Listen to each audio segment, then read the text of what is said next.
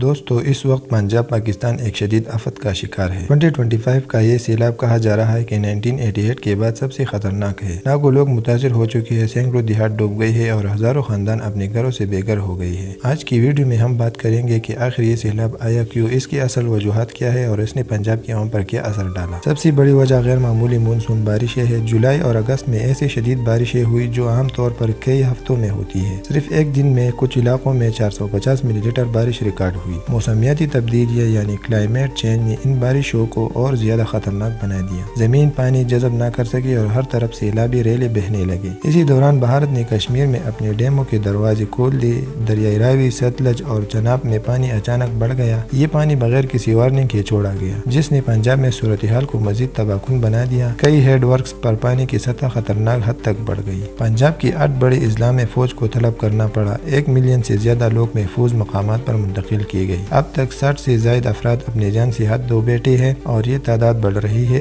تقریباً 1400 دیہات زیر آب آ چکے ہیں۔ کڑی فصلیں برباد ہو گئی ہے، ہزاروں گھر ٹوٹ گئے ہیں اور لاکھوں لوگ کھلے آسمان تلے زندگی گزارنے پر مجبور ہیں۔ یہ سب ہمیں ایک سبق دیتا ہے کہ موسمیاتی تبدیلی حقیقت ہے اور ہمیں اس کے لیے پہلے سے تیار رہنے کی ضرورت ہے۔ حکومت کو بہتر نکاسی اب اور فلڈ مینجمنٹ پر کام کرنا ہوگا اور ہم سب کو اپنے سیلاب زدہ بھائی بہنوں کی مدد کے لیے آگے آنا ہوگا۔ اگر آپ چاہتے ہیں کہ مزید لوگ اس آفت کے بارے میں جانیں اور متاثر افراد کی مدد کریں تو اس ویڈیو کو زیادہ سے زیادہ شیئر کریں۔ اللہ ہم سب کا حامی و ناصر ہو۔ شکریہ۔